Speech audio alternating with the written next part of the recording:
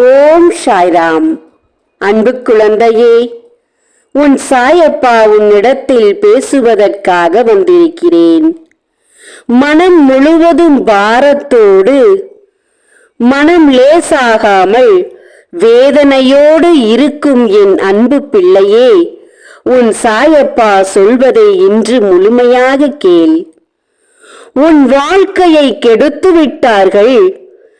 என் வாழ்க்கையில் என்னை தன்னந்தனியாக நிற்க வைத்து விட்டார்கள். அதற்கு என் வாழ்க்கை துணையே துணையாக போய்விட்டது. என் வாழ்க்கை இருண்டு விட்டது என்று வேதனைப்பட்டு கொண்டிருக்கிறாய். உன்னை போல உன் வாழ்க்கை துணையின் மீது யாரும் இங்கே அன்பு வைத்திருக்க மாட்டார்கள்.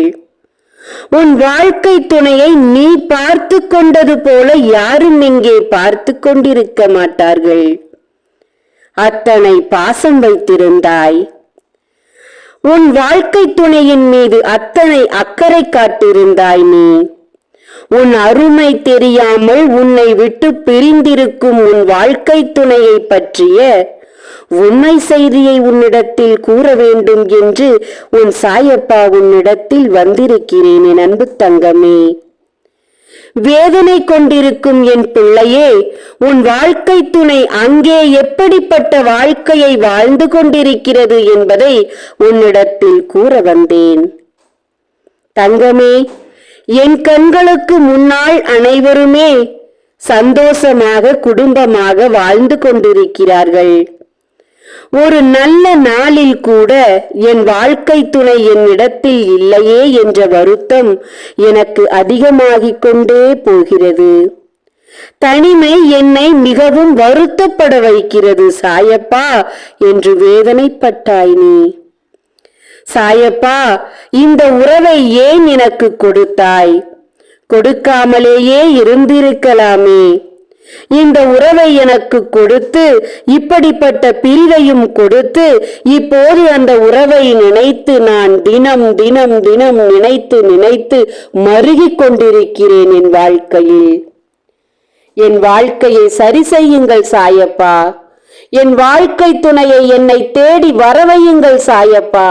என் அன்பை புரிய வையுங்கள் சாயப்பா.